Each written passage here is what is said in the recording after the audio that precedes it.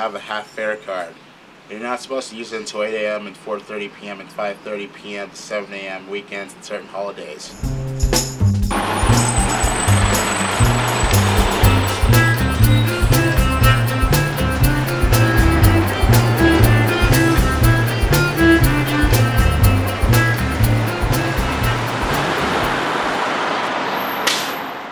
We had a conversation about how important for him to get through this travel training, because he knows on the other end that was some part of being independent. He knew that he was saying about, I got to do this because if I want to go to school, I got to be able to do this on my own. Transportation in general is sometimes overlooked by the IEP team. It's overlooked by families because they think, oh, we'll just ride the student, but you have to look 2, 3, 4 years down the road. You know, in truthfulness, all parents who have children with disabilities want their kids to be independent. I mean, that's the greatest worry of a parent, in my opinion.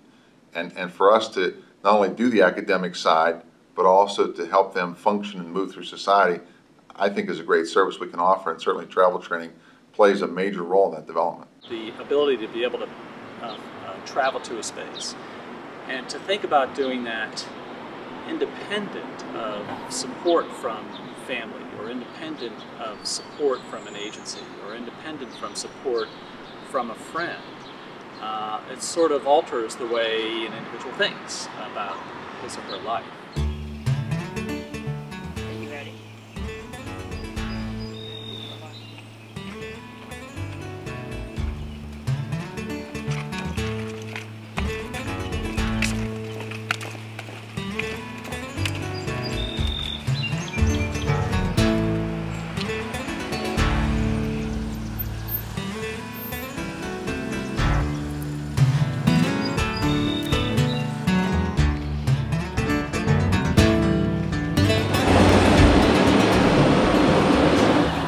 Liberty Avenue at 6th Avenue at 8:05. Then we'll make the crossover to the street by the CVS, Stanwick Street. That'll be 6th Street, 6th Avenue. Okay, where are you going to catch the 16B? At the street you crossed last time to the trolley station at Wood Street. Those are pretty good. It's a big moment. You need my number, you call me, so I'm going to give it to you if you need anything. Okay. Good luck, man. I'll see you down there. Did you give him your name? No, I just said my name, so we didn't exchange numbers. Okay. Did you give him your last name? So what if you see him again when you're traveling to CCA? Who knows, I might see him again. Okay, and what if he says, hey, let's go get a burger after, on our way back into town. Let's stop somewhere at a burger place and get a burger. I'll think about it. Okay. That's not a thing about it, just leave. What if he says, well, I got this buddy, he's got a car, he'll take No us. thanks, no thanks. What do you think is a good rule for people that you... Don't ride with strangers. I've talked this before.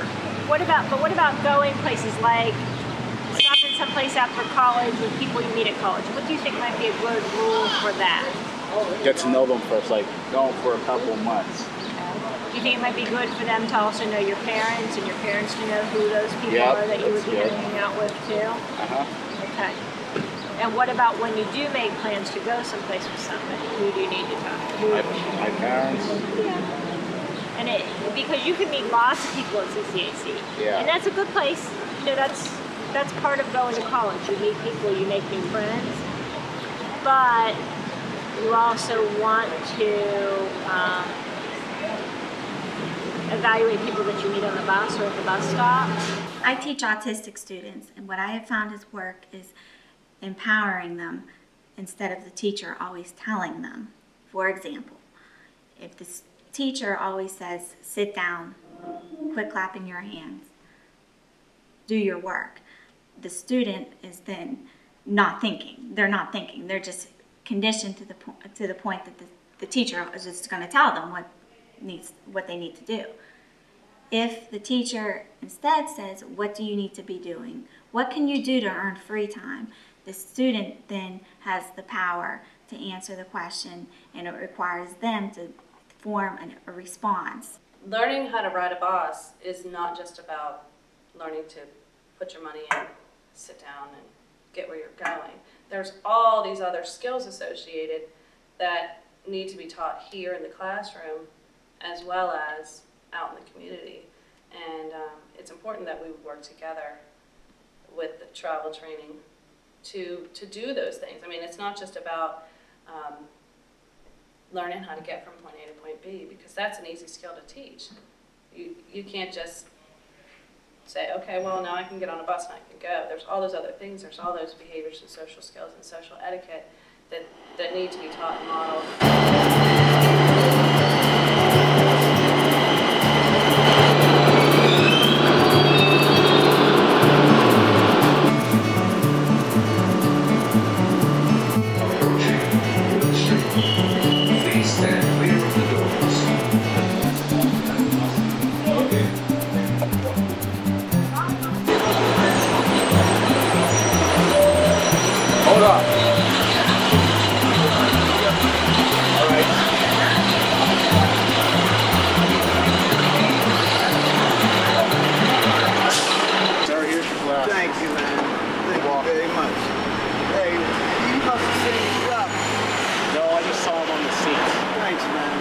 I saw a man who lost his glasses, and I went back to the security desk just to get him and bring him back out here for him. He found some glasses on a bench at the bus stop, and he called out to people around there to see if they were anybody's glasses. Nobody came forward, and so I asked him, who would you go to? He took them in and gave them to the security guard, and then he came out later to catch his bus. His bus was coming up, and a gentleman was sitting on the seat where his glasses had been and looking around like he was looking for them. So he approached him, he talked with the man, and he let the man know that the security guard had them. What's more important, helping, missing your bus, getting on your bus, helping someone in need? I think helping someone in need is more important than getting your bus. There's always no dirty bus, so I'm not that concerned. Because we always teach kids, don't talk to strangers, don't talk to strangers. But in the community, there are some people that you will have to talk to. And if they're told don't talk to anyone, but then they have to talk to a store clerk or the bus driver or someone like that, you have to kind of teach them where those lines are. You can't just say don't talk to anybody or talk to everyone. So we did a lot of modeling on when it's appropriate to talk to people and who it's appropriate to talk to and how you address someone.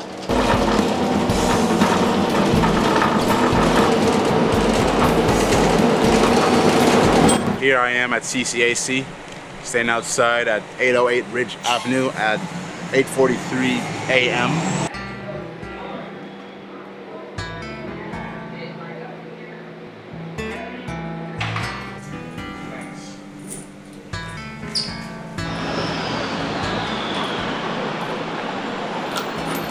Can you tell me a little bit about how you prepared for your trip today and how that helped you when you were doing the problem solving?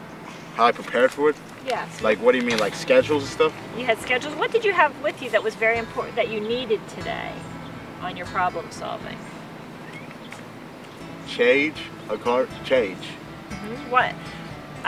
You had some extra money with you, didn't you? Uh-huh. You had some emergency money, so that was important because you needed some extra money to pay the bus fare on the 16B. Is that correct? Uh-huh. Okay.